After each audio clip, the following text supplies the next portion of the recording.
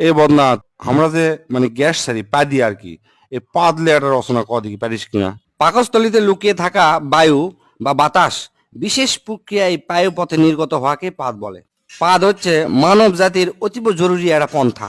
পৃথিবীর ইতিহাসে আজ পর্যন্ত কোনো বাপের বেটা বা বেটি নাই যে তাই পাদেনি। পাদ সবাই মারে।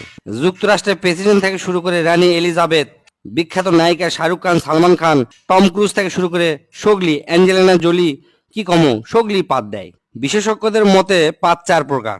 এক নম্বর হচ্ছে ঠাস পাদ, আর হচ্ছে ফুস পাদ, আর হচ্ছে কুইয়া পাদ, আর ঝোল পাদ। এক নম্বর ঠাস পাদ হচ্ছে মানুষের আবেগ নিয়ে খেলা করে, ওটা হচ্ছে ঠাস পাদ। এল্লাপাত সাধারণত হরেক রকমের মন মাতানো সুরের সাথে নিজেদের আগমন ঘটায়। শব্দ দূষণের অভিযোগ পাওয়া গেলেও এই পাদ বেশিরভাগই বিনোদন দেয়। জোরে জোরে পাদের শব্দ শুনে মানুষজন হাসাহাসি করে, ই অক দোষ দেয়, উই অক দোষ দেয়, সেজন্য চরম একটা মজা হয়। দুই নম্বর হচ্ছে ফুসপাদ।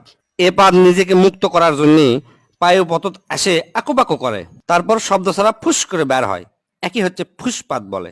এল্লা পাদের কোনো সাধারণত অস্তিত্ব নাই, গন্ধ সঙ্গে এল্লা হচ্ছে অস্তিত্ব খুঁজে বের করা লাগে। এল্লা পাদও